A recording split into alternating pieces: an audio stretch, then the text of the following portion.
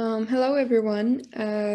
We're a group of three: Maria Sarkisyan, Jakob Hakopian, and Sofia Yerzingen. After reading a little bit from every book, we decided to choose George Orwell's The Road to Wigan Pier. So let's go on.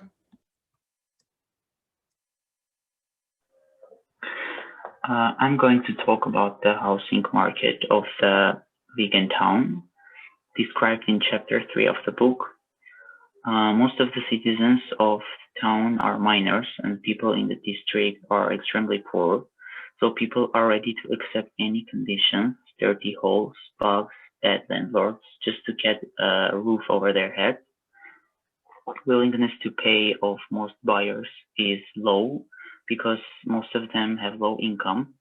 The market price is low and the market is perfectly competitive market, as any individual buyer or any individual seller is not able to change the low market price.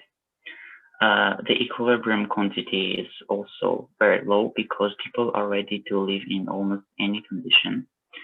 Most of the houses do not even have basic services like water system or electricity.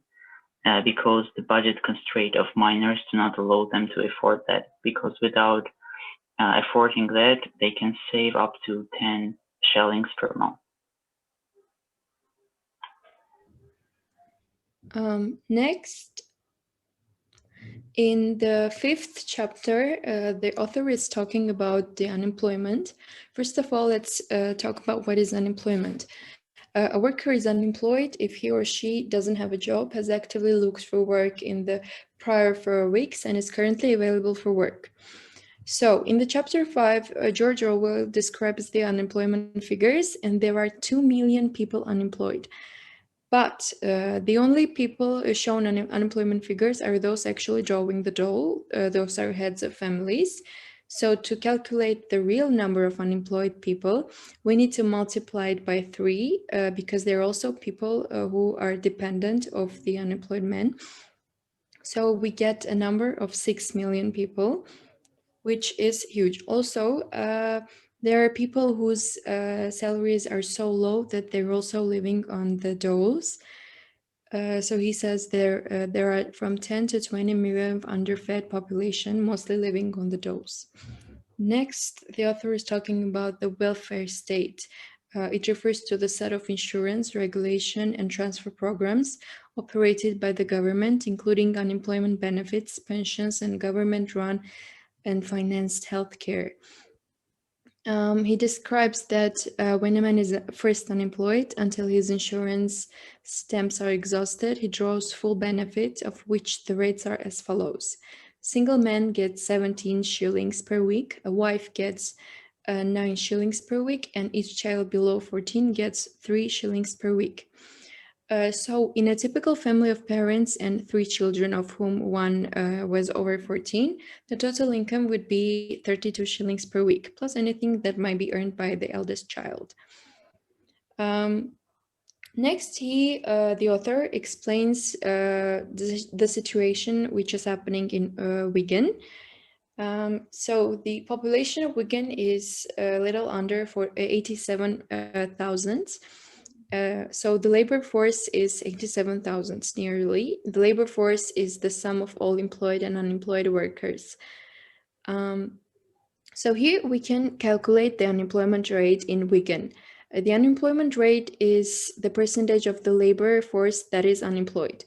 The unemployment rate can be calculated like 100% multiplied by the number of unemployed people divided by number of labor force. So when we calculate the unemployment rate of Wigan, we get 41.3%, which is extremely high because the normal unemployment rate is from 4 to 5%. It's a necessary number of a well-functioning modern economy, but 41% is an extremely high number. So in the chapter 8, George Orwell was describing lower upper middle class people.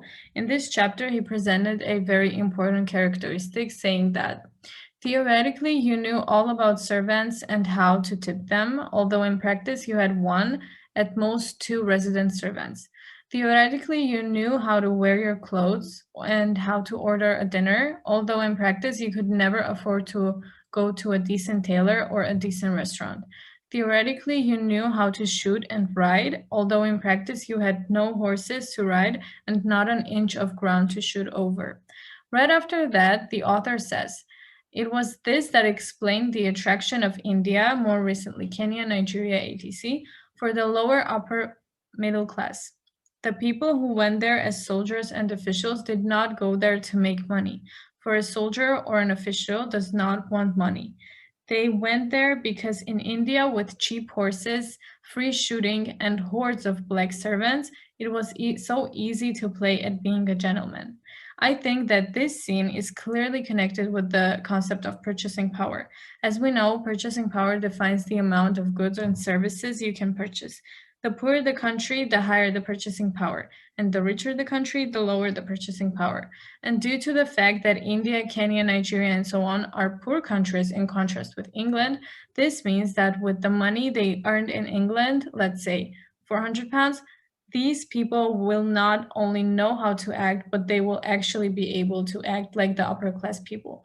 They will be able to afford decent tailors, restaurants, servants, and so on. Thank you for your attention.